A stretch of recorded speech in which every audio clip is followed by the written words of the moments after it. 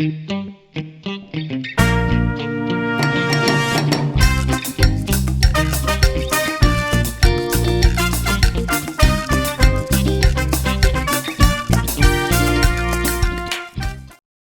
pasó, mi gente? Es Mark Tep 25 otra vez. Welcome to El Chuco Sportscast.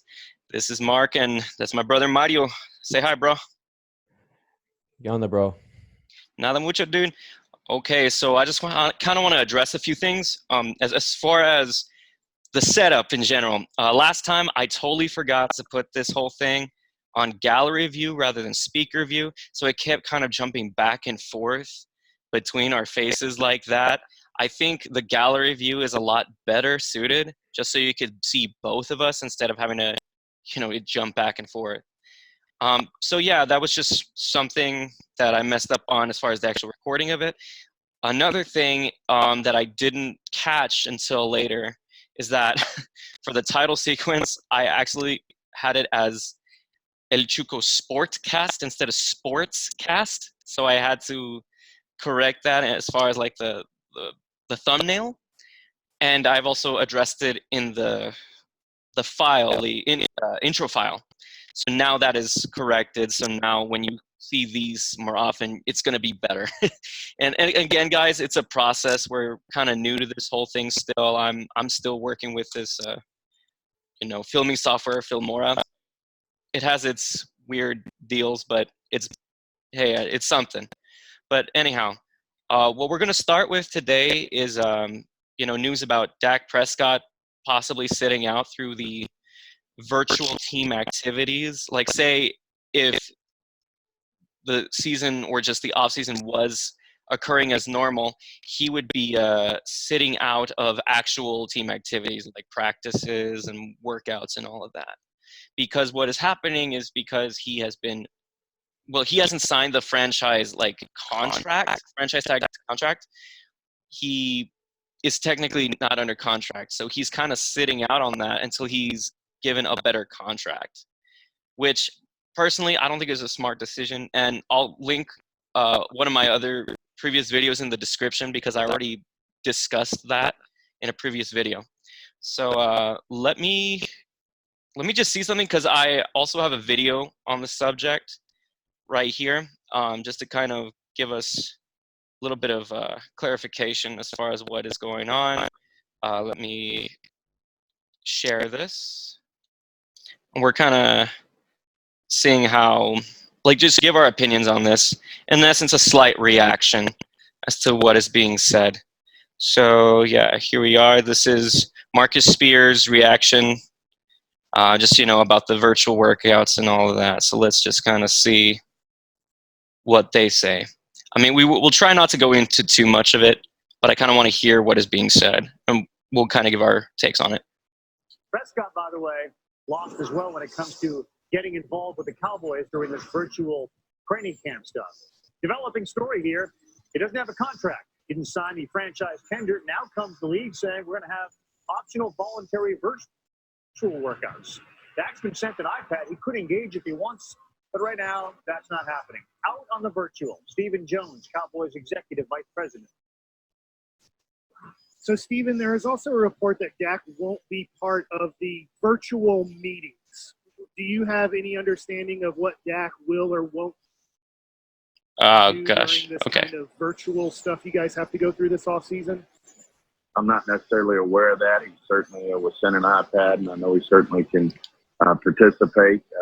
Every player, for every player, it's voluntary, and in terms of their participation in the virtual meetings. And but I'm not aware, haven't been made aware of to what degree Dak's participation level would be.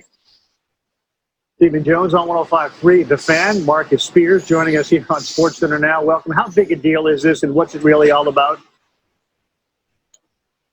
It's about the contract, and it is a big deal because if I'm Dak, I'm not uttering the Dallas Cowboys name until I have a contract signed and delivered my check that is coming from the Dallas Cowboys. Listen, this is virtual whether you could be there or not. This is a part of the process when you are in a long-term contract negotiation. And it feels like we've been talking about Dak Prescott contract situation for 5 years now. That's what it seems like. But this is a part of the game. This is a part of his agent giving him ideas and kind of being forthright in what they will and won't do until this deal is signed with the Dallas Cowboys and they are actually in business together again. Right. So we've been talking about that for 5 years. We've been talking about this next story for about, it feels like 5 minutes, but it's a big one.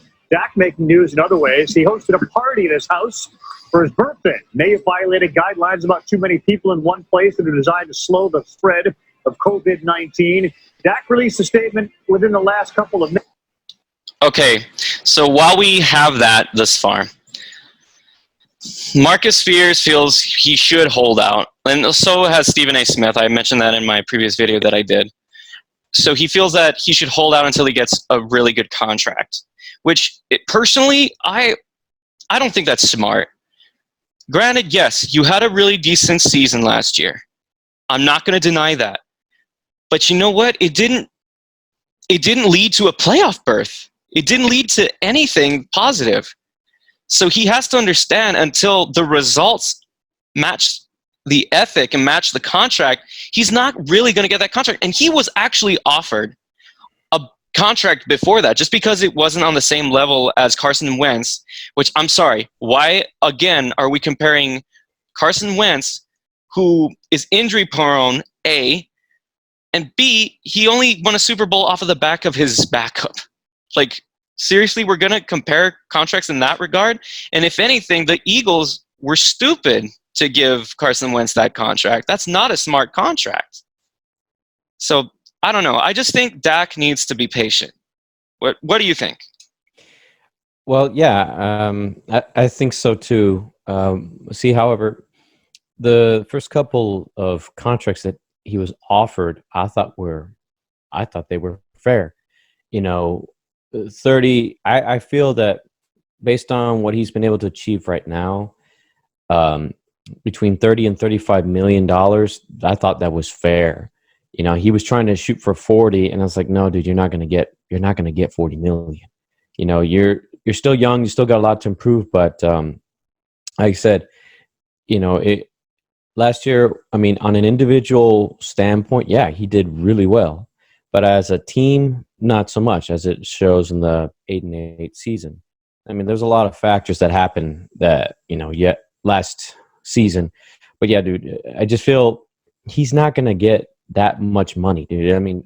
Between 30 and 35, that's fair for where he stands right now. I just don't understand why he believes that it's worth more. It's like, no, man, you're not going to get that much. Just because Carson Wentz is getting that much doesn't. Like I said, I don't agree with that contract either. Because, like I said,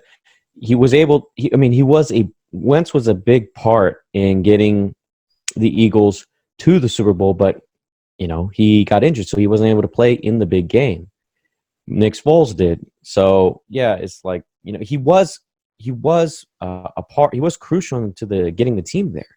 Of course, he didn't arrive at the finishing line because he got injured. So it's very problematic. It's just the way Jones treated Dak when negotiations for everyone was started was kind of messed up. And it's like you waited till the very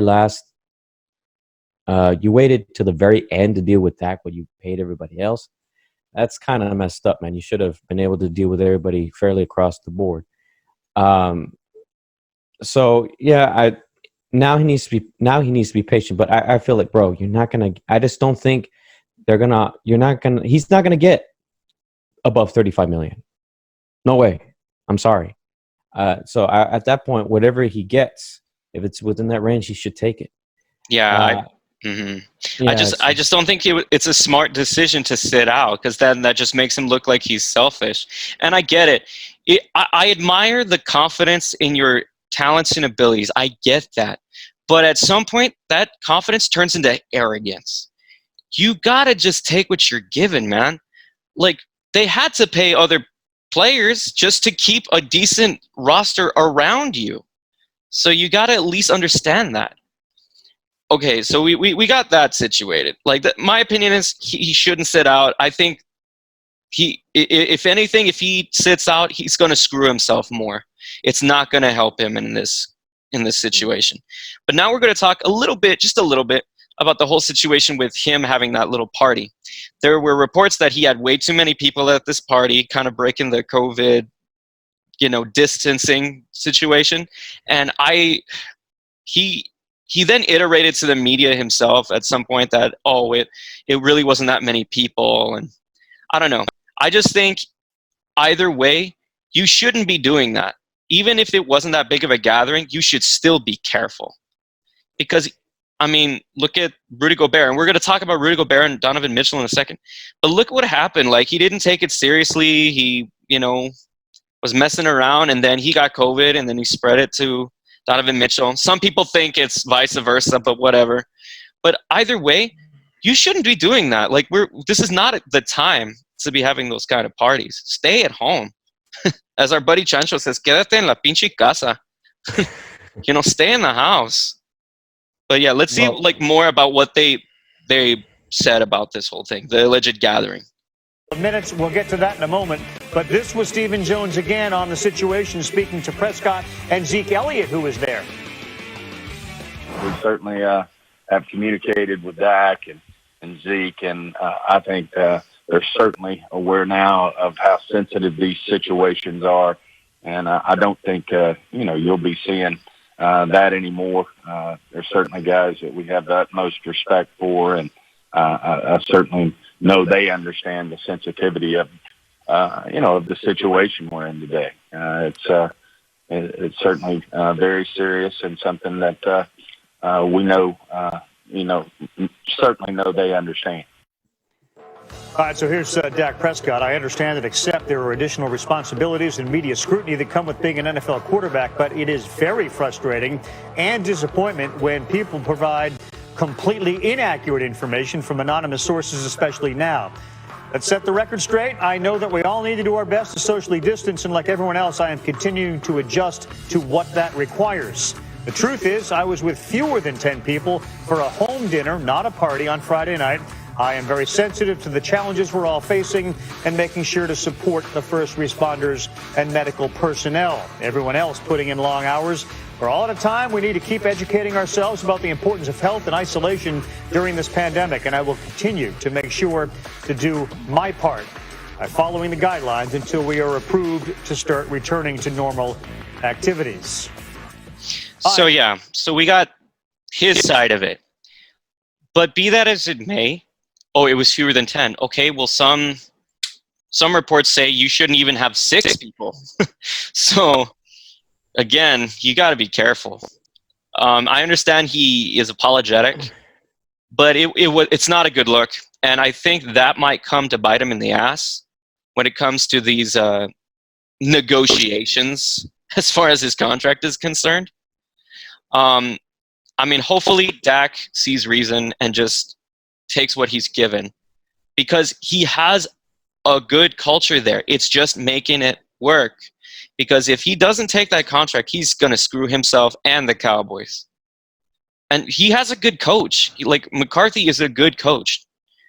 He needs to just, put it in his hands and just put his head down and grind, because otherwise the Cowboys are not going anywhere except down. But yeah, that's just what I think about that whole situation. What are your thoughts on this? Well, to be honest, I think people are just trying to look for trouble and get others in trouble when something like this is none of their business.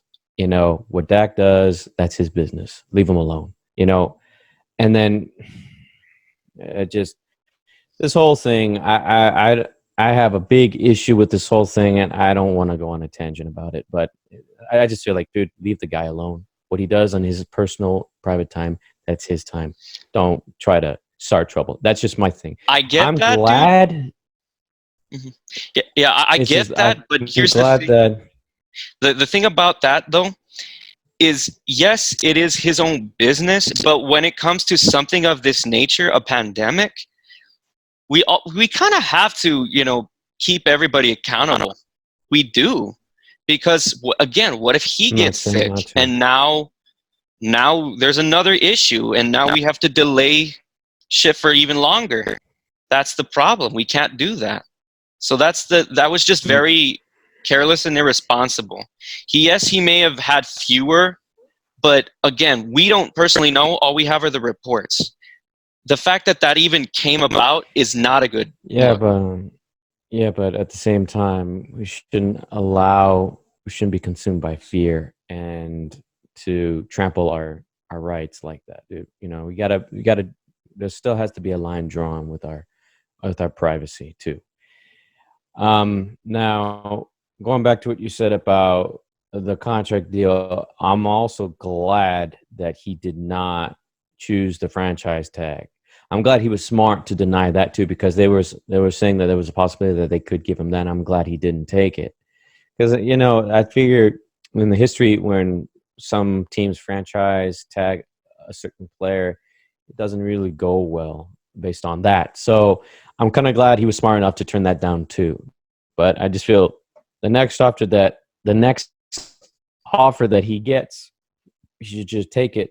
I don't know how many years he's going to get with this contract now that he's no longer a rookie. I don't know what the contract goes, how long a contract like that will go for, but I think, if it's whatever they decide. 35 million, take it. After that, yeah, he should just take that and go from there, and just try to prove it through what you're doing, to what he's doing right now. Just say, prove that you can be worth more than where you at this point in time.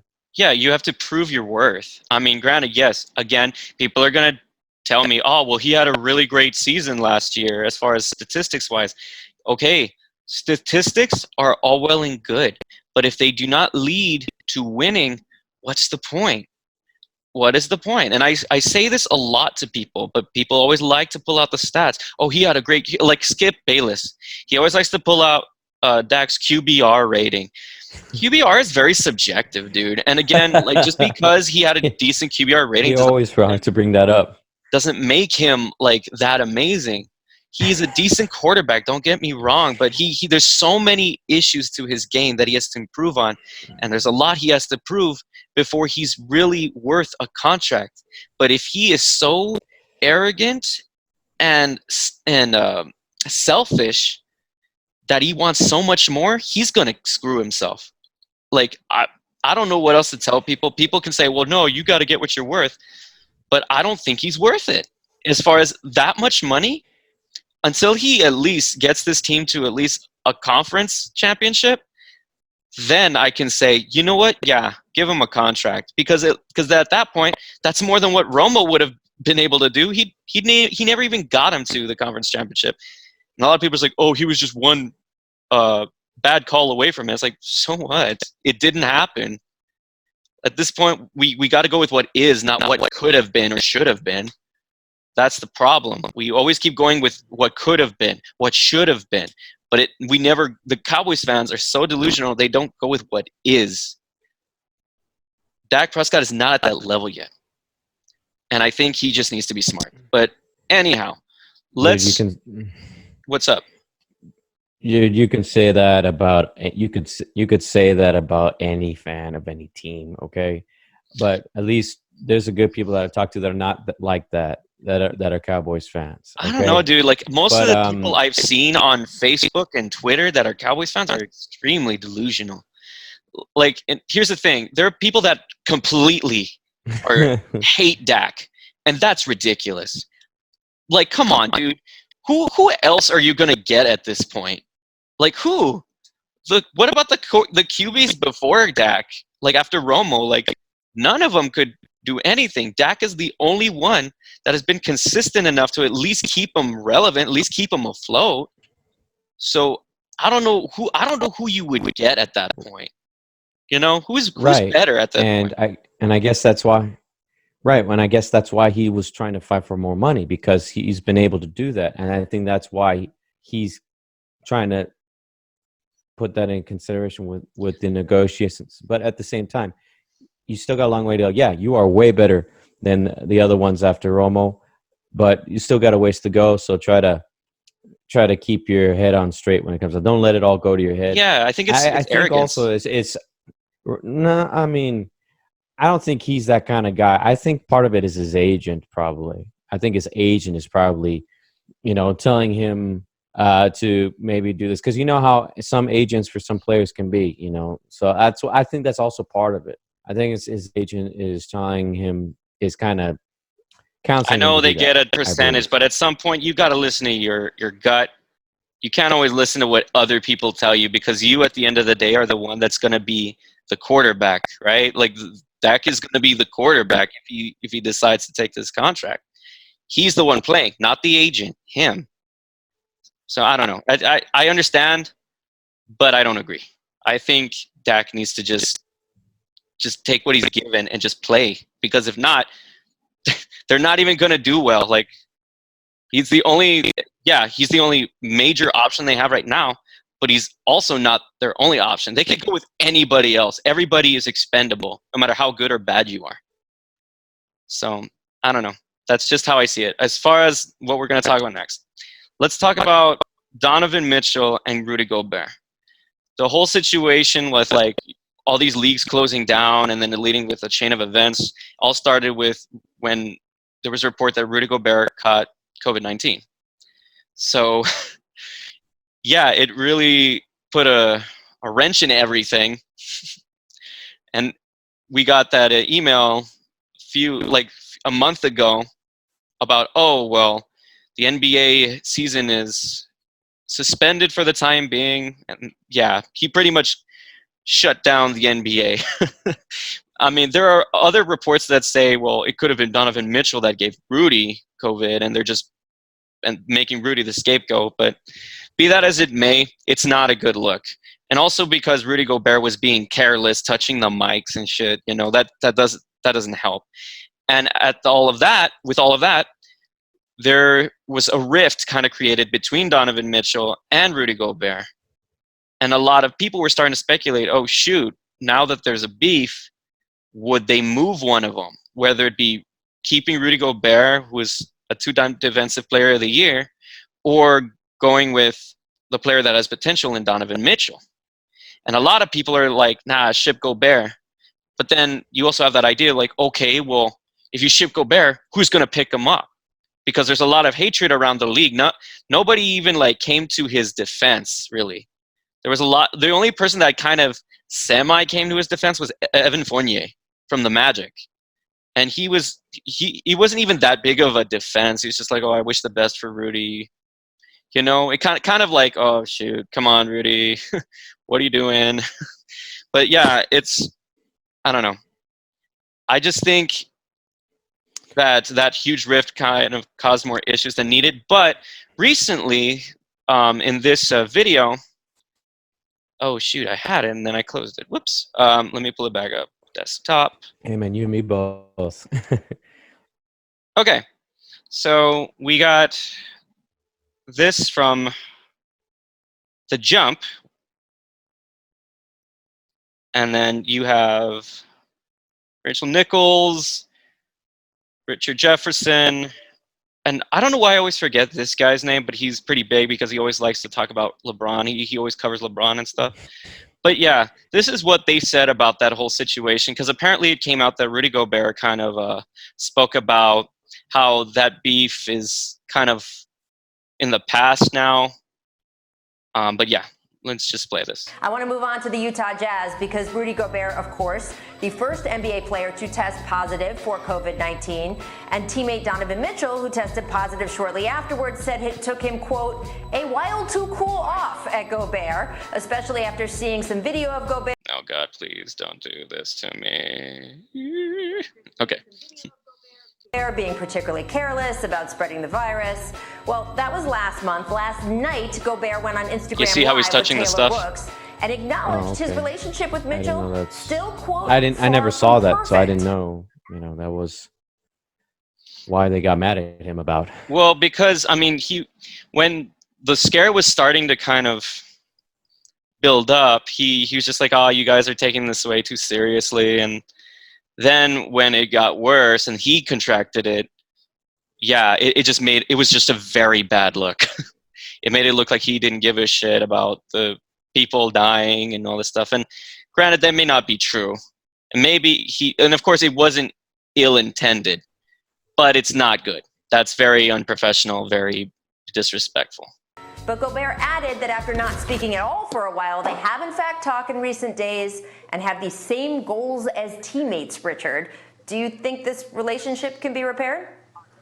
Do I think it can be repaired? I do. Ultimately, if this was the thing that kind of fractured the relationship, maybe the relationship was maybe a little fractured before this, and maybe this is the straw that broke the camel's back. Ultimately, I feel that no one knows who gave it to Rudy. We don't know if Donovan gave it to Rudy or vice versa. Obviously, Rudy handled this situation a little immaturely, but I don't think anyone understood the severity of the situation. And one thing that Donovan Mitchell needs to understand, and I love Donovan Mitchell, I love Rudy Gobert, I played with them. Rudy Goberts don't grow on trees. So, before you start making this can't be repaired and you're forcing the Utah Jazz to pick between you and him, defensive player of the year, guys like that, if you truly want to win, then you have to put aside some of those things and just focus on, hey, this man helps us win games. In the 70-plus year history of the NBA, everything Windhorst, that's his name, Brian Windhorst. Two all-star teammates potentially give a pandemic virus to each other. We just haven't seen it. So we really just don't know what's going to happen here. But I would say, knowing these two guys and the spirit of unity that will happen when the NBA comes back, I'm going to bet on them getting back together. Yeah, so that's their opinion. They think that they're going to get back together, that all of this is just, they were heated in the moment. But I don't know.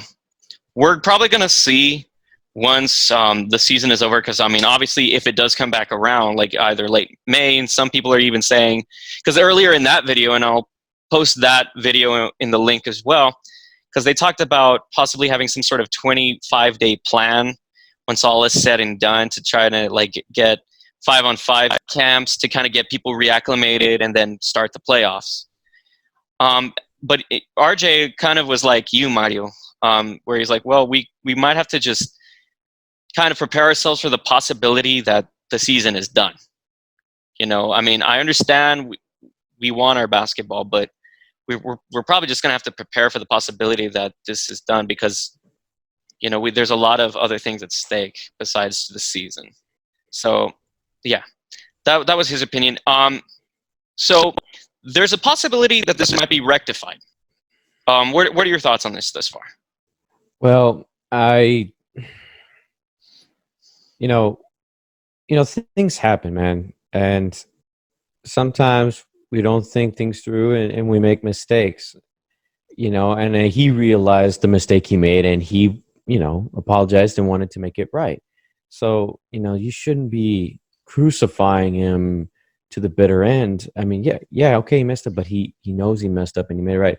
And between him and Mitchell, I think they'll be all right, man. Like I said, of course, you would be upset if someone got you something bad, especially with this virus.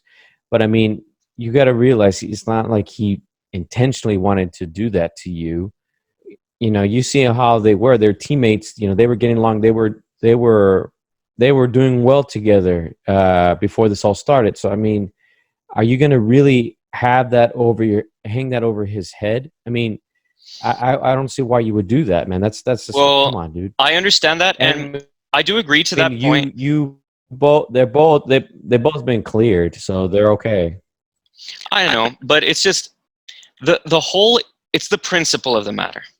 Yeah, he didn't intend it. But sometimes those things that we do not intend to do lead to bigger consequences. Like, what if somehow he contracted COVID-19 and then one of his players, one of his teammates, just died? I get it. The COVID affects more of the people that are not, that cannot sustain their health in that matter. It's people who are immunocompromised. Those are the people that are usually affected and don't do well with it. But say for the sake of argument, it does happen and one of his teammates gets severely messed up or possibly dies. What then? That's really bad on his part, because he didn't take it seriously enough. There are bigger things at stake. Yeah, right now, yeah, things are better for them and all is well, but it could have been worse. And that's the thing. You have to be careful with what you do. You can't be careless. You have to be professional about things. And that's really what people take issue with. Intent is not always, looked at. Like a drunk driver. A drunk driver obviously doesn't intend to kill anybody. But it still happens. It's still vehicular manslaughter. They still killed somebody. So your actions have consequences. And that's the thing. Like whatever happens after this, if the league does come back into play, it is what it is. But let's kind of get away from the solemn part of that ordeal.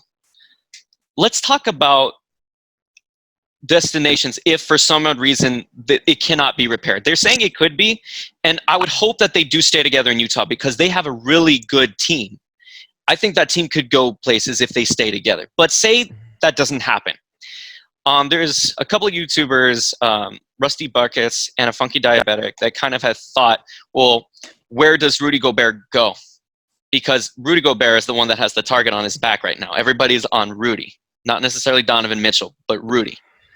Say they choose Donovan Mitchell because he is the younger one and has more potential over Rudy Gobert. Where does he go?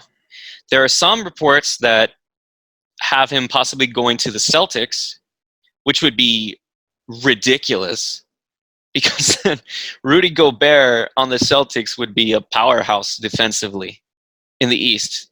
I think that would be a team that can possibly be head-to-head with the Bucks, but maybe, I don't know, maybe they still don't do as well, but they at least have more of an edge than the Raptors and some of these other teams in the East if they can get Rudy Gobert. And it also swings power back to the East again. Another destination could possibly be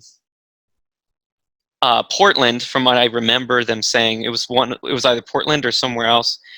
I guess they totally ship off Hassan Whiteside and they upgrade to Rudy Gobert. That would be good for Damian Lillard because Damian Lillard can have another defensive presence to help him because Hassan Whiteside has kind of gone down in recent years. He hasn't been as good. He's been okay, but he hasn't been as good. Some people have been saying the Mavericks, which would be okay, I guess, because then you would get a decent center. And Rudy Gobert is a heck of a defensive presence, and that's something that the Mavericks could really use. And not to say that Kristaps Porzingis hasn't done a decent job as far as blocking shots. He's been really good. And he's actually, for a while, he was top 5 in shots blocked per game. But yeah, that would be a heck of a piece to add to that team. I mean, would I prefer that? I guess because he doesn't shoot as much. He's still kind of in between being an old-fashioned center versus a modern-day center. I would prefer someone who could shoot, like, say, Steven Adams. That's a player I would want on the Mavericks because he actually has a decent mid-range. Or even Al Horford. Even though he's slowed down a bit, I think Al Horford would still be a decent piece. But those are a couple teams that, from off the top of my head, I can remember. But what they didn't talk about was where would Mitchell go? Say they decide to take, Donovan Mitchell. I mean, they take Rudy Gobert over Donovan Mitchell. Where does Donovan Mitchell go? Like, what would be a good spot for him to go? Like, would the Lakers pull some sort of because that's if they're going to upgrade to a player, they might as well pull the trigger. The Lakers, they could probably send Rondo, a couple other pieces, and maybe a pick to the Jazz for Mitchell. That would pretty much make them a contender. Because I mean, at that point, you would have to upgrade. I mean, not to say the Lakers are a bad team, but that would be even better, and that would probably keep the Lakers in contention and maybe help LeBron get another ring before he's done. Is it realistic? I don't know. I don't know the cap situation as far as the Lakers are concerned, so I wouldn't know. Another possible team, it's kind of hard to say. That's the thing. And if this were to go down, I really don't see the Jazz picking Gobert over Mitchell, even though Rudy Gobert is a multiple-time defensive player of the year. I almost said two, but I think he has one more than that now that I think about it. But even then, even with him having that many defensive player of the year awards, I think, again, they go younger because they could always put a center in place that at least keeps him competitive. And Donovan Mitchell is a hell of a scorer, so he would be fine. But, yeah, I think because of just the backlash that he's gotten and they don't want the negative attention, I think they would just ship off Rudy. But if they can manage to keep it together, that would probably be the best option for this team, for them. But I don't know. What do you think personally? I just feel that the media does a lot of doom and gloom, and it really annoys the hell out of me. And they need to stop with that, man. It really, for the love of God, I think they're blowing this out of proportion.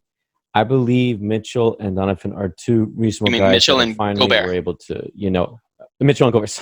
Sorry. Yeah. I mean, I think Mitchell and Gobert,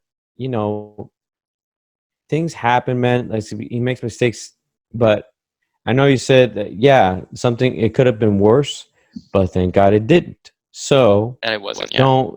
It wasn't. So I'm not saying not to remind him, you got to be more responsible, but don't, like I said, crucify him as if something bad did happen, but it didn't. I think that these two, Mitchell had some time to cool off, and I'm sure he was able to understand, look, man, it happened. I just hope you learn from this and not to, to be more professional and just be more careful. I don't think this would be enough to where their relationship between the both of them just causes a rift. Yeah. I don't think that's going to happen. That's just, in my honest opinion, I don't think so. I think that they're going to, okay, you know what? It's done. What happened. It's done. It's in the past. We contracted it, but we're both clear. We're good. We don't have it anymore. So now let's try to heal, mend the relationship. That's if, Mitchell chooses to do that based on what the reports say, or both of them decide to do that and then move forward in winning a title if they can get there, and just trying to strengthen that relationship. And, hopefully they'll stay together for however long they want to make it. Because like I said, man, if there's always tests between relationships, family or friends or loved ones. And this happened to be a test for them. I mean, there's a lot of tests that God throws our way in whatever form to test. Okay, let's see how strong your bond is. Will you overcome this together and to where you're stronger, or will it break that bond? And I don't think it's that strong to where it breaks. I think it'll make that bond stronger between the both. That's my take on it. Yeah, I see what you're saying. But what I'm saying is, because there's just a lot of thoughts being thrown around. If, say, they do break up, where would you personally think he would fit best? Because overall, I mean, if he was traded, I think a move east would benefit the league because it gives the East a little bit more, power in that regard, because the West has been, really super saturated with star talent the past few years. The East has gotten better, but I think this would really help the East grow even more. You're talking about Gobert, right? Yeah, Gobert. Or even Mitchell. Where would you, if say things went south, where would you think Mitchell would go? I said the Lakers. I mean, another possible spot. I mean, it'd be nice if the Bulls could pick him up, because that's a pretty good young team. I say that, and I bet you if people like Rusty Buckets saw me, I don't know what he'd say. He'd probably be okay with it, but he'd probably be like, nah, dude. Because I don't know. Because I don't know the cap situation. I don't study the cap rules as far as what they have as far as space left to pay players, or I don't know. I'm just going off of where he would fit as a player. sometimes I go off of that. I mean, and as I go forward within this endeavor, as far as a YouTuber, sports YouTuber, I'll get a little bit better as far as looking at contractual deals. But it's just a little hard right now to look at every little aspect. But yeah, those are just mine. Where would you think? Right. I mean, where to begin? I'm not sure where he would go. I mean, because they said the contracts are up next year, right? No, I think Gobert might still have one more year left on his contract, and I think Donovan Mitchell a couple more years, if I'm not mistaken. Let's see. Well, I'm sure someone is going to correct us in the comments section, but like they still, I think, have a little bit to go.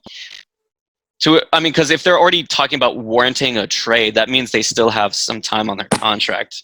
Because otherwise, they would wait. They would be like, "Oh, well, we could just let him wait for free agency, and if he wants to stay with us, he'll stay with us. Or if he's just too bummed out by the whole situation, he can walk." But that's not in the news. That's not even spoken about. So I'm pretty certain they still have time on their contracts. Okay. Well, I mean, I wouldn't know where to begin as far as like where they would go if that was the case. I mean, shoot. I don't know, man. I mean, who would be dying right now for a center of that would want someone like Gobert? I mean, I'm just trying to think of a good place that he would. I mean, as far as the West, as far as them needing a center, and I really can't think of anybody in the West besides possibly the Mavericks and the Trailblazers. Would be like, because that's what was stated, and those might be pretty good spots. But I mean, I don't know. Like I said, I would prefer. But then again, people would probably be like, "Dude, you're fucking crazy. Why wouldn't you take a 2-time Defensive Player of the Year?" And granted, it would be nice. I'm not saying that's not out of the realm of possibility, and I would hate it. But I'm just saying the league is going in a different direction where bigs are starting to shoot more. So it would be in everyone's best interest to get a center that's a better shooter. Like people like Andre Drummond, he's a hell of a player. And like he gets you those rebounds, but he's not a good shooter. He's one of those old-fashioned type centers where he just gets stuff off the lob, rebounds and dunks, and he's not even that good from the line as far as free throws are concerned. I don't know. That's just the thing. But as far as Mitchell, like I said, the Lakers could be a good spot. Maybe even Portland. But who would you get? Like, would you give up CJ McCollum to go younger? You know what I mean? I don't know. But those are just two thoughts as far as that's concerned. But if you don't have any like ideas of where they could go, that's fine. I just wanted to kind of put that out there, and maybe y'all in the comments section can kind of give us your ideas as far as what you think, about the situation. Do you think that they're going to break up? Do you think they're going to remain packed? I mean, according to Brian Windhorst and all them, they seem to have gotten over it a bit, but they say one thing and then the next thing you know, there's another issue and then everything falls apart. So who knows? But yeah, as far as that's concerned, those were the two biggest topics I wanted to talk about. But now what I want to do is kind of look at some questions. Last video, we wanted you all to kind of ask some random sports questions. There's a couple I have here. One I'm going to just kind of speak into existence because my friend Eric, like I was just trying to get anybody, but a couple of my friends wanted to ask some questions, but they didn't type out their questions in the comments section of our video. So I'm just going to kind of speak what he wanted to ask just to kind of give us something to talk about as well. But let's see. One question. Let's see, I'm going to share the screen. One question here. is from a buddy of mine, Richard. Speaking of which, this guy, Richard, he's now a recording artist. He goes by Richie, Richee, and he has a couple of singles out. I mean, y'all should look him up on Spotify. I might even post a link here for y'all to kind of give him a listen. But yeah, cool. he as you can see, what he wanted to ask is, could you talk about the aliens that stole the 5 NBA players' talents and used them to play basketball against the Looney Tunes and Michael Jordan? So in essence, it's a Space Jam question. Not necessarily a question, actually. It's more of a kind of a comment, but okay. Smart ass. Yeah, I know he is, dude. He's a fucking smart ass. But anyhow, let's see. So I mean, I guess let's kind of just say, I mean, the players that were whose talents were stolen by these aliens. We had Muggsy Bogues. We had Sean Bradley, so like the tallest and the shortest person at that time. I think it was Larry Johnson, Charles Barkley. Oh, and there was one more. Oh, Patrick Ewing. So, I mean, obviously Barkley and Ewing are pretty polarizing, like, players at that time. And, you know, they were, like, aggressive on the rebound. They were amazing players. Sean Bradley, he was a decent, like, he was okay as a center. He had, I think he led the Mavericks in blocks all time as far as, like, per game. I don't know. He was that was decent. pretty much it, man. He was decent, but he could have been more. Yeah, he was a big letdown in my opinion when I saw him. It's like, oh man, come on. I mean, he was decent on the Sixers, and then he just, I don't know. For a guy his size, I was expecting a little bit more. I mean, because even Yao Ming had a little bit of a better career than he did personally. Even though it wasn't as long, it was still better. Indeed. Who else? Oh, yeah, so Muggsy Bogues being the shortest guy in the league. He played along a whole bunch of different people. Like, he played in Washington with the tallest player ever, Manu Bol. And then, like, for a guy his height, like 5'3", I believe. Yeah, 5'3". That man was amazing. Like, he was really, really good finisher at the rim. He wasn't the best shooter, but he was decent. Like, for a guy his height, he really held his own. It kind of reminds me of Isaiah Thomas today. I mean, he was definitely taller than Bogues, but like for a guy that's that short, it's hard in the NBA to be that short and to compete at a high level. But it's amazing when you have people like that who you know, show their stuff. Also, Larry Johnson, he was with the Charlotte Hornets. Yeah, when he was with Alonzo Mourning and all of them, like, because actually, yeah, Bogues actually was on that team with them at one point too. Yeah, so that was another really good tandem they had going on in Charlotte at that time in the 90s. And then of course, yeah, like I said, Barkley and Ewing, you know who they are. They're amazing players overall. But yeah, like they kind of took on their personalities when they stole their pretty obvious they took on their personalities when they stole their talents. And you know, as far as a lot of people have been doing a lot of, I guess, reactions and critiques on Space Jam, and a lot of people really talk shit on Space Jam. And look, I get it. It's not as good now as it was when we were younger. Like, yes, as far as the standing the test of time, it's not as good. Michael Jordan was not a good actor. I get it. But come on, like, it's still a good movie for what it's worth. Granted, yes, there's a lot of issues as far as story plot, storyline, and all that. But you know what? It was fun for what it's worth. It's a good memory. Just let it be. Yeah.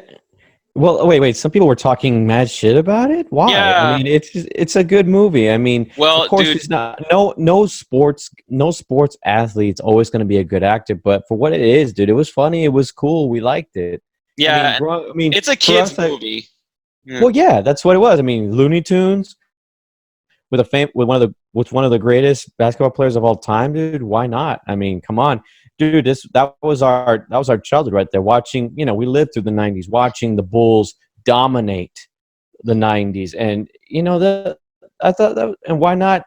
And of all people, why not choose one of the greatest players, especially when in a very successful team? It's like, come on, dude. I liked it. A lot of us that I knew liked it. Okay, so what if it's now been almost 20 years, just over 20 years since the movie came out? Yeah, 30. No, it's just about 20, dude. That movie came out in the mid 90s or late 90s when okay, yeah, I guess it is 20 maybe. Yeah, you're right. Yeah, okay. yeah. It was like 30. Well, no, dude. sorry. Well, I mean, because we're on 2020 now. So by that time, soon it's going to be 30 years. No, but it's right around 20. But it was good for what it was then. It was just I don't see anything wrong with it. I mean, maybe it's just my bias because I grew up in that era, and MJ was one of the players that we looked up to because that was the heyday for him, and especially with the Bulls. So it's like, if people want to be hated, not everyone's going to like every movie, that comes out, especially when there's an athlete in it. So what? Big deal. I mean, he's not the first athlete to play in a movie or to act in a movie. There's several others that were before him, and there's several others that came after him. So I don't see the big deal. I mean, hey, even LeBron was in a couple of movies recently. So, I mean, I don't see what the big deal is. Not everyone's going to like everything. Yeah, I mean, it's not everyone's cup of tea, but I do understand why people don't like it as much as people back in the day did, because it's just a little corny, I will admit. But yeah, it's our favorite. But yeah, those are just my takes on all of that. And of course, MJ's MJ. Alrighty. So moving on to the next question. So the El Paso Locomotives and 31 other USL, well, technically it's USLC now, teams are currently taking part in the first ever USLC E-Cup due to the regular season being canceled. What do we think about this? Is this a direction sports will continue to be going in?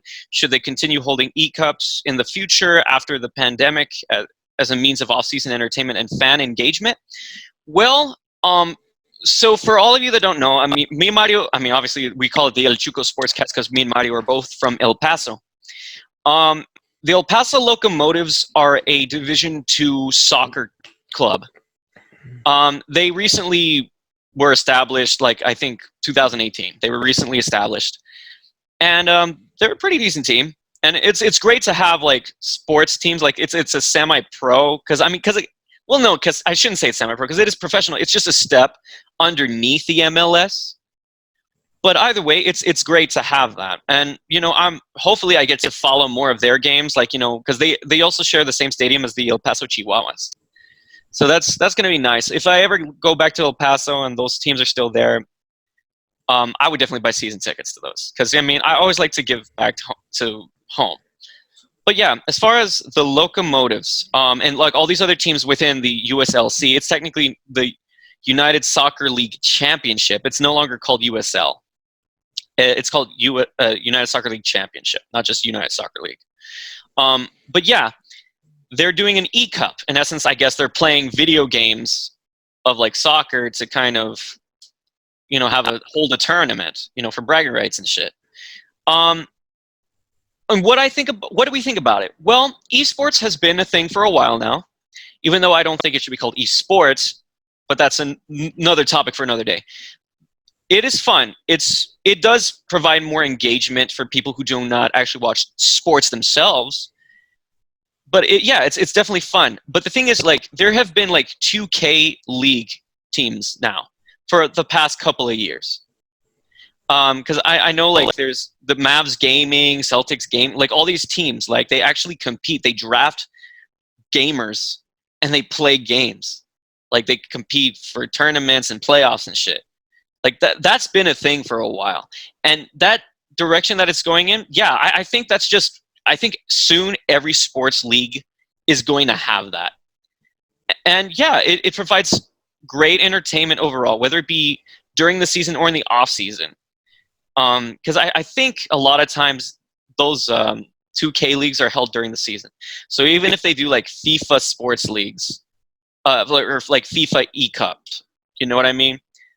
I think that's going to be a lot of fun for people who are A, fans of the sport, and B, people who may not be entirely fans of the sport but just like playing video games.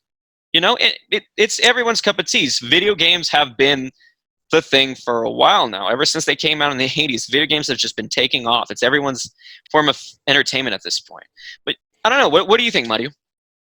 I think it's pretty cool. So I'm guessing from what I understand from CJ's post here is, so the team themselves are playing video games. What are they? are they like they're just like, what are they playing, like FIFA against other teams, like other cities and other players? Because even like recently, there was a 2K tournament with players. Like for NBA, it was like they had a small little tournament. It had people like Trae Young, Harrison Barnes, Devin Booker, Kevin Durant. They had a bunch of people playing that. As far as like extra forms of entertainment, since the season is pretty much suspended, and so they're creating their own virtual season, so to speak. So it's just whoever, or even a playoffs. Yeah. Right, so it's just whoever, even players themselves that are playing against other gamers, I'm guessing, and gamers and players. Well, for the most part, like players are going to pretty much play against players. Gamers, on the other hand, play against other gamers. But yeah, okay. I think that would be good. It would be kind of interesting because a lot of times those are posted on places like Instagram or Twitter. So obviously that's going to have some sort of attention. Whether it takes off to the next level, it remains to be seen. There's some people that didn't entirely watch it. I watched a few clips and I thought it was pretty entertaining. So you mean to tell me that other players within the league are just creating league tournaments, like with going through 2K, going through the 2K games, and it's just player against player, just playing just like gamers play each other. Is that what you're saying? Well, for this particular one, the one that they recently did, it was actually just a tournament. So like they chose whatever team, and they played against each other. Then they moved on, whoever won, and so that was more of a tournament at that point. Whether it turns into a full-on deal, whether it be like in the postseason where people are watching these NBA players play full seasons, like they play like 5 games a day or something throughout. But see, that takes a lot of time from them as far as working on their actual game. So I don't think it would get to that point. I think the tournaments themselves are still okay because it doesn't take too much time away from them actually practicing and working. Well, so, I would think that the best thing to do, if they're wanting to make it a thing, just wait till their season's over and do it like a summer thing. I know, but what I'm saying is even during the summer, it gets a little harder because they would have to play like 5 games a day. And like those games take a hell of a long time. Like say if they play because how would they go about this? Are they playing 5-minute intervals per quarter, or are they playing full 12-minute quarters like in an actual game? If it's just the 5-minute quarters, maybe that's okay. Maybe that's quicker. But if they're doing the 12-minute quarters as in an actual game, I think that'd be too long because that runs like – because I know I play like my career, and sometimes I can go 5 hours within a day, and I've wasted pretty much a good amount of a day playing that game. So I don't know. I just think the way they had it, like I guess with like smaller quarter time frames and just like smaller tournaments is okay. I don't think they should play full seasons. I think that's a little ridiculous, personally. As far as the E-Cup, yeah, I think that's pretty much going to be the same thing. Like the NBA, whether it be USL or MLS or whatever, whoever does what, I think that's going to be pretty much the model. It's more tournaments rather than full-on seasons. The only reason why these other 2K, like the 2K League, is able to do that is because they're gamers. They have really nothing else going on except them gaming, and they win cash prizes and all sorts of other shit from those things. And that's just the way of the future.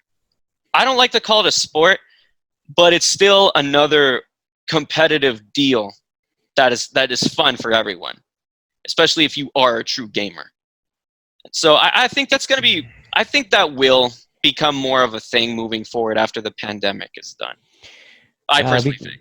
That would be cool to be a part of that, for anybody. I mean, I don't game as much as I was before. I need to get myself a new game console and try to record myself.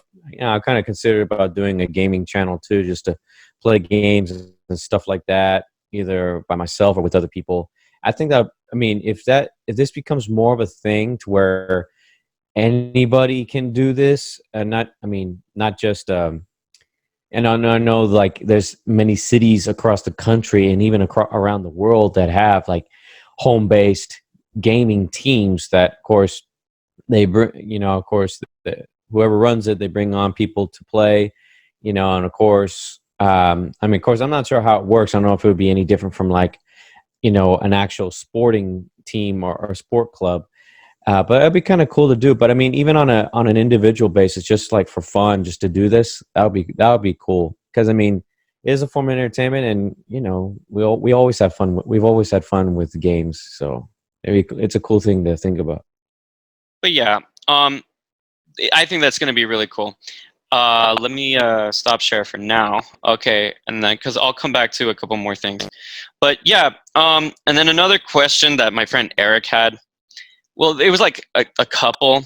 He didn't post it, but I'm just going to say it. He wanted me to see about what do I think of the previous quarterbacks over Dak, where I kind of rank them. And then also where Dak ranks in the league currently. Personally, I think he ranks 12th in the league because there's at least quite a few quarterbacks better than Dak right now.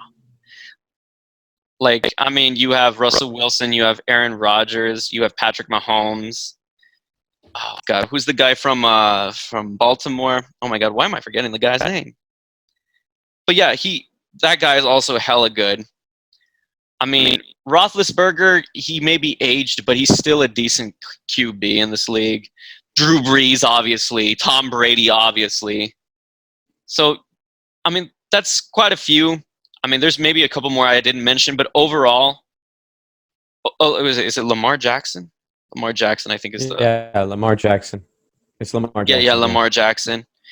And to a lesser extent, I know people probably give me shit, but the QB for Houston, I think he's a little bit better as far as an overall quarterback. I don't remember who Houston has as their quarterback. It's Deshaun Watson. Oh, yeah. Deshaun Watson. Yeah. That's right. Yeah. He's good. See, that's the thing. Like, those QBs, I think, are better overall as far as a more complete game than Dak Prescott has. So at that point, and of course, you're going to have Cowboys fans that just completely hate on Dak. It's like, he should be lower than that. Or, he's too low, you should have him higher. I don't know, guys. Like, until he can get us to a NFC championship, then I'll rank him a little higher. Or if he's complete garbage after this year, then yeah, I'll rank him completely lower. But at this point, I don't know. I'm going off of what I've seen thus far, and I think he's a good quarterback. He just needs to take a few more steps to get to that great quarterback level. But now, as far as like the previous quarterbacks before him, I had a list here as far as the previous quarterbacks before Prescott. Let's see, list of quarterbacks. So let's see. And I'm not going to go off of like quarterbacks that only had like 5 or 6 games as a starter. I'm going to go off of like players that have at least half a season, so like 8 games or more. So of course, so before Prescott, we had Romo, obviously. Romo, he's on paper, he's the greatest like cowboy because of his statistics, which is, I guess, a fair assessment, but he didn't really get to the big dance, and you could say, oh, well, that's a team effort. Yes, but there are players that help you get over the hump, like a la Aaron Rodgers, a la Tom Brady. Those guys get you over the hump. But again, Tony Romo's probably the best we've had in a long time. So at least at this point, I'd rank him personally. Like, so let's go with top 5. Dak, we'll see where he lands. As far as Romo, I think he's like top 2 for right now. Actually, no. I'm going to say 3 because you also have freaking Drew Bledsoe. Well, no, but see, Bledsoe wasn't even that good. So, no, I'm not even going to say that. Bledsoe was aged at that end. No, Troy Aikman. That's what I meant to say. Troy Aikman. Troy Aikman is definitely... You can switch him at 1 or 2 because, I mean, he's actually won some Super Bowls. And as far as other players before that, like in the 70s, Roger Staubach. Roger Staubach's number 1, for me at least. A lot of people say, oh, well, that's because you, like, and again, I'm 27 years old. I'm not fucking old. But Roger Staubach was a heck of a player. He was grit. So I would put him above Aikman. Yeah, Aikman may have a couple more Super Bowls or one more Super Bowl. But Yeah, overall, I think Roger Staubach was a Staubach is more... a champion player. But I think Staubach was just a little bit more consistent, personally. The only reason I would put Aikman second is because, let's be honest, Aikman had Emmitt Smith and freaking, what's his name, Michael Irvin. Like, those are really good players to have on your team, Hall of Fame players to have on your team. So obviously he has that advantage. So after those two were gone, he really wasn't the same. So okay, and actually he was there. I think he was actually there before Smith and Irvin. So even before and after, it was pretty plain to see that without those two players, Aikman probably wouldn't have been the same. Like, wouldn't have been in the same conversation. So that's why I at least put him at 2. As far as, so yeah, Romo would be 3rd. 4th, I guess I'd have to say Don Meredith, because he's another like great QB in the early 60s that was a really good quarterback. So, and at this point, all these other players, I mean, you see Quincy Carter, Drew Bledsoe, those guys were not that good. Vinny Testaverde for a year. Kitna was okay, but like, of course. So yeah, really, Dak right now is top 5 all time for a QB, because he's, as far as consistency, he's probably been the most consistent quarterback we've had in a while after Romo. So I don't know. I think as it stands, yeah, that's how I would put it. I would put Staubach 1, Aikman 2, Romo 3, Meredith 4, and Dak Prescott 5. So he is at least in the conversation. But again, until he proves otherwise, that he can lead a team and possibly win a Super Bowl, then I'll put him higher. But as of right now, that's how I see it. So that's as far as top 5 Cowboy quarterbacks of all time. Yeah, all-time Cowboy quarterbacks. And as far as Dak in the league, as far as where he stands right now. So what do you think? Well, I don't disagree with your assessment as far as being one of the top 5 quarterbacks before the Cowboys. And that list I agree with. As far as all time in the league currently? No. I'm talking about, like, yeah, as far as the league currently. The first list I said was where he ranks currently in the league. No, yeah. I know. I was agreeing with you on as far as just Cowboy quarterbacks. Yeah, Cowboy quarterbacks. List. Yeah, all time. Yeah. As far as all time in the league, currently in the league, I mean, I put him maybe number 10. I put him in the top 10. But you with being in the top 15, that's not bad either. But I think he's within the top 10, top 15 quarterbacks in the league currently. That's my opinion. That's a fair assessment. Like I said, I put him at 12th, so I'm kind of in between that. Well, top 15. So yeah, I mean, to this point, yeah, I don't see, like, Dak has good stats to put him in that conversation. It's just the wins need to follow. And, you know, for the first, like, there's been a couple seasons where he's had really good seasons. So we're not going to sit here and say that he's not good. At least, in my opinion, he's good and he has potential. But there's a lot of fucking haters because they're still bent about Romo. And it's like, look, guys, Romo's done. Move on. He's not here anymore. I agree. I mean, he has a long ways to go, and he will put the work in. But of course, I would hope that he just doesn't put all the burden on himself. You know, all these other guys around him also got to step up too and help him out. That's why I hope with Zeke, he's amazing, and I hope he's a lifelong Cowboy. But see, and that's another thing. Zeke, money with mouth is $90 million. I hope. He needs to put his money where his mouth is. Like $90 million. Okay, man, you've been paid. Now prove it. Same thing with Cooper. He's been paid. Now you got to prove it. And with everybody else, like I paid quite a bit of money, you got to make sure that you put forth and prove it. You know, how bad? Okay, you got paid. Now, how bad do you want to win? How bad do you want to? Mm-hmm. How bad do you want that ring? How bad do you want to kiss that Lombardi trophy? So I would hope that, I'm not going to lift Dak off the hook. Yes, he's got to put the work in too. But by God, Jerry, pay the man. But I would hope that Dak he has to be realistic and reasonable about how much he's going to be able to get. But Jerry, for the love of God, pay him. Don't just leave him out there while you paid everybody else, because now that leaves a bad taste in his mouth. And I can understand why maybe Dak is holding out a little bit. And like I said earlier, I think also his agent is doing it. But I mean, come on, let's get a move on. But at the same time, all those players that got paid, okay, Dak's your quarterback. You got to make sure you back him up, put in the effort, and you got to make sure you ask. I would ask them, it's like, how hungry are you for winning and going all the way to the Super Bowl? So that's why I hope that not just Dak, but every player on that team will follow suit. Just you gotta put the work in. Yeah, I mean, hopefully it comes to that. But I don't know, guys. You can let us know what you think about our assessments in the comments section. You could put your ranking as far as where Dak Prescott lies, as far as all-time Cowboys quarterbacks, and then just where he currently stands in the league, like where he ranks.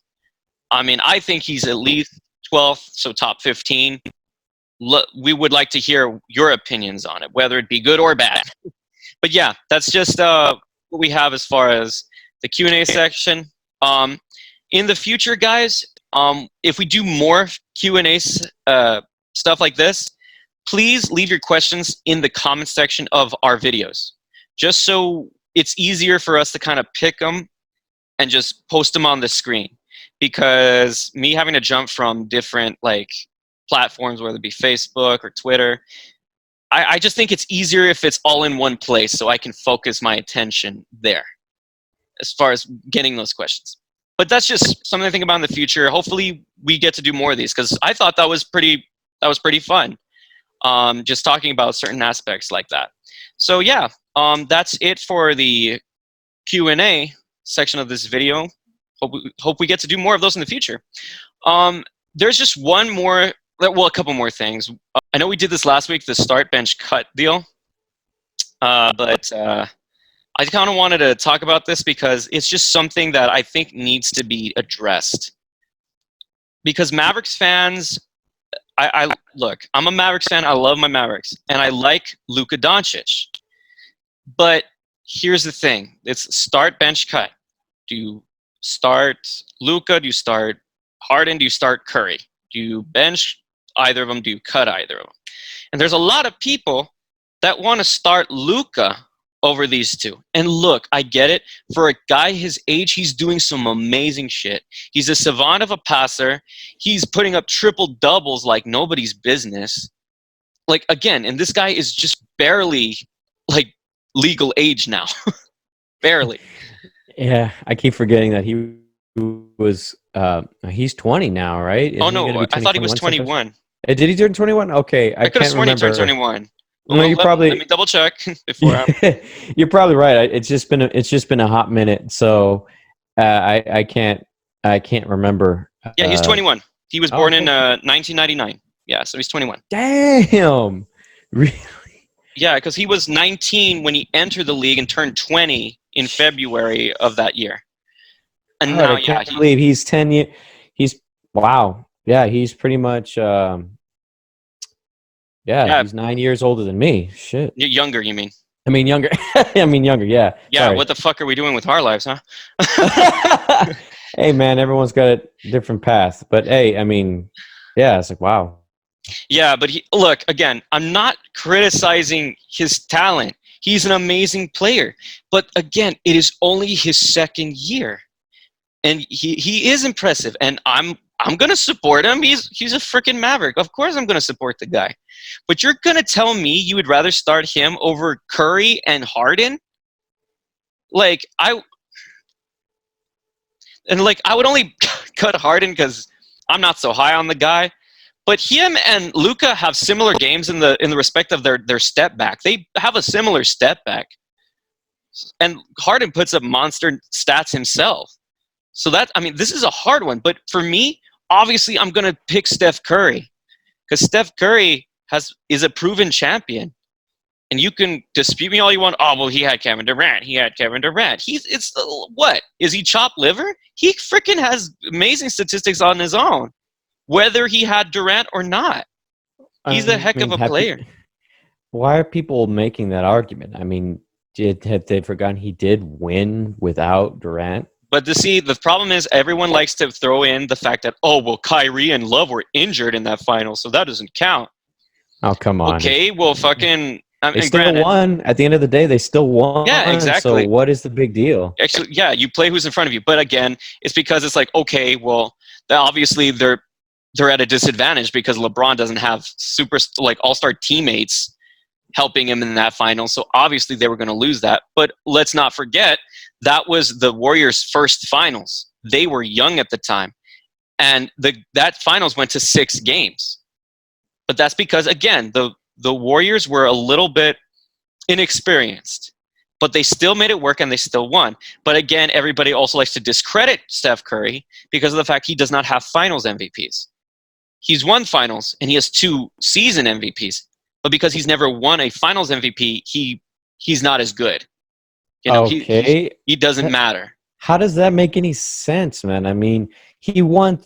How many times have they won? 3, right? Yeah, but again, because the fact that he didn't win Finals MVP, it doesn't put him in a higher conversation. Had he won Finals MVP the first time instead of Iguodala, we probably would be seeing a different thing. And again, I think that's a bullshit argument. I think because Andre Iguodala should not have won that MVP. I think that's total bullshit that he won that MVP. I like Iggy, but it was quite obvious that if Steph Curry was not playing that series, they would not have won. He's obviously the most valuable player in that series. Let's be honest with ourselves. I just feel that people at that point are just nitpicking. They are. It's just ridiculous. But it definitely does happen to matter when you're talking about a legacy. Because if, say you were trying to put him as, one of the greatest players of all, say he has a case for the greatest of all time. That does affect him in that argument because, Michael Jordan had finals MVPs, Shaq had finals MVPs, Kobe had finals MVPs, LeBron had finals MVPs. What about Curry? He doesn't have any finals MVPs, so why should he be put above those players because he doesn't have finals MVPs? So I understand that argument, but I don't think that's a fair assessment. Bro, I just think that's dumb. I mean, because in 2 finals that he did play, he could have won. The first one being when they gave it to Iguodala, it should have been Curry. And then the last finals they won, it could have gone either to Curry or to Durant. They just happened to give it to Durant because Curry had one bad game and threw it. But I don't know. You could have made the case for Curry to have an MVP in that series too.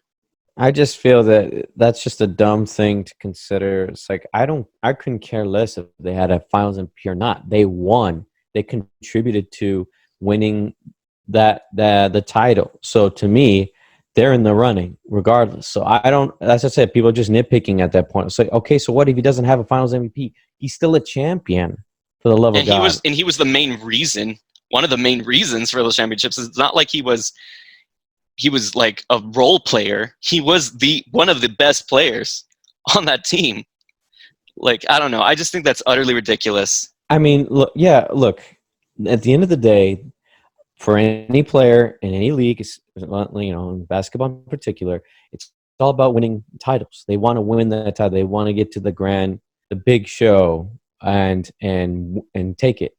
And winning the finals MVP, I feel is just a bonus. But the main goal is to win titles. Mm-hmm. And if you get, like I said, if you get the MVP recognition or not, at the end of that, I was like, I couldn't care less about that. I was like, hey, I want a title. I'm a champion. That's good enough for me. Mm-hmm. I don't know.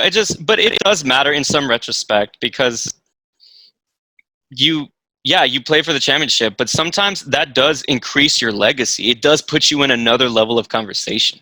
So I do get it, but at the same time, it's not fair because he had chances that were not fairly given to him in that regard.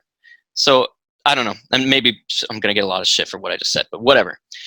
In my opinion, I would put Curry over Harden and Doncic as far as starting. Benching, because I don't know. I am biased, so I would put Luka on the bench. I'm biased because I'm a Mavs fan. And also, Luka has so much potential, and we can see it. But a lot of people are going to think that I'm just a Harden hater or something. No, you're not. A lot of people. So maybe the more logical one would be Curry, start Curry, bench Harden, cut Luka. But again, it's really dependent upon A, the statistics, B, potential, C, what they're good at.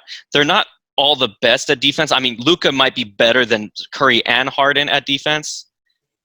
Curry being the worst at defense out of the three. But then again, I don't know. Everybody says that.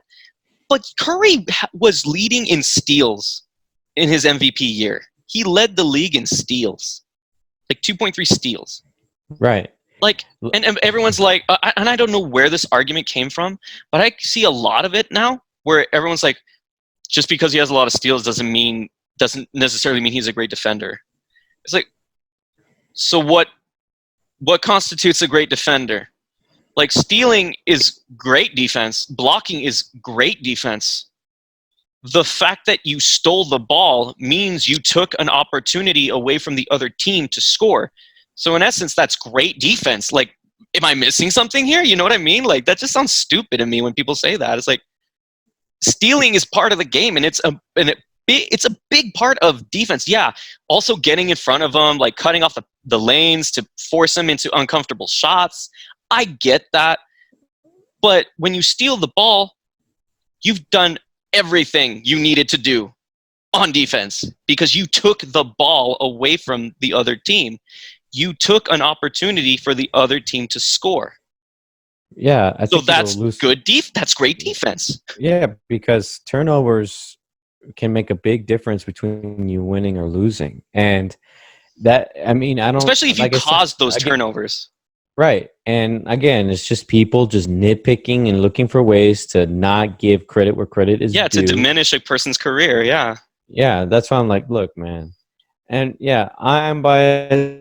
I'm maybe biased, but just because, like with this one, yeah, I agree with you. I'd start Curry, I'd bench Luka, and cut Harden.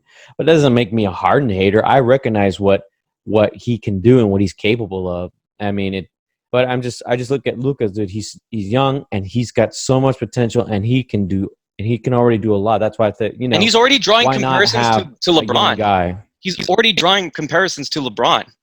Like, that in itself is kind of big. You know what I mean? Yeah. Yeah, I know. I mean, like I said, all in this, it's just a tough one because all three players are great. But, you know, of course, like I said, we put our bias in because it's Luka and we want him to succeed, and we've got to see him play, in person. So, that's I would agree with you on that choice. I mean, but yeah, I mean, I think some people overrate him to an extent because of the fact that, yeah, he is a great player and he has so much potential. But right now, Curry is obviously, like, when he's 100% healthy, he's obviously one of the best players in the league. We cannot sit here and say he's not. He's like top 2 or 3, depending on how you look at it. Like, come on. So yeah, that's how I put it. I might get a lot of disagreements, but it is what it is. But yeah, that's as far as, yeah, I just wanted to do that. And then, okay, there was one more thing I wanted to say before we close out on this. Oh yeah, I remember now. So breaking news, everybody. Gronkowski is back in the league. He's back in the NFL. But he's not signing back with the Patriots. Guess what? He has been traded to the Buccaneers to be paired along with Tom Brady once again.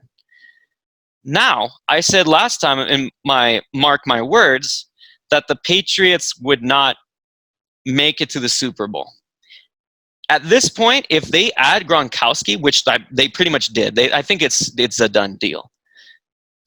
So with that, I think now the Bucs do have a legitimate shot of making the Super Bowl. Winning it is still another big situation because you still have Patrick Mahomes and Lamar Jackson in the AFC. So I don't know, man. I mean, but overall, at this point, now I'm going to change to mark my words, my bold prediction that the Buccaneers are going to make the Super Bowl this year in the NFC. That's my bold prediction for those are mark my words. And then let's see, another mark my words. I said this last time, and I think I'm going to still stand by it. Mark my words. The NBA is going to come back this year, whether it's later in the summer or end of May. But I think it's coming back. I mean, there's no way this is going to remain an occurrence for this long. And granted, yes, I'm well aware that we should remain calm in our homes until everything has dissipated and the officials state that it is safe. But I think things are going to go back to normal. I'm very positive about it. But those are my words. What are your predictions, or what do you think, Mario?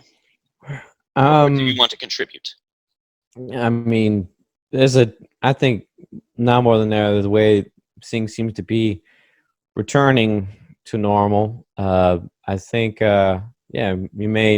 maybe this time you may not be far off. I think probably by the end of May, start of June, there's a good chance that the NBA could just start the playoffs right then and there and move forward. I mean, like I said, there's a lot of, of course we got to be safe, but at the same time, man, you can only keep people cooped up so long. There's one thing you should never mess with is someone's freedom, and that's important. So I think, probably late May, early June, I could see the NBA starting the playoffs and then finishing the season. That's a good. I think that seems pretty realistic. Like I said, anything can happen. Yeah. But yeah, that's all we have for today, guys. Let us know what you think in the comments section. And, like I said, in the future, if we do any more Q&As or any other activities, just be sure to put your stuff in the comments section, just so we can get to them easier and work with that, in a better fashion. But anyhow, that's all we have for this video. Hasta la próxima, mi gente. Paz. Paz.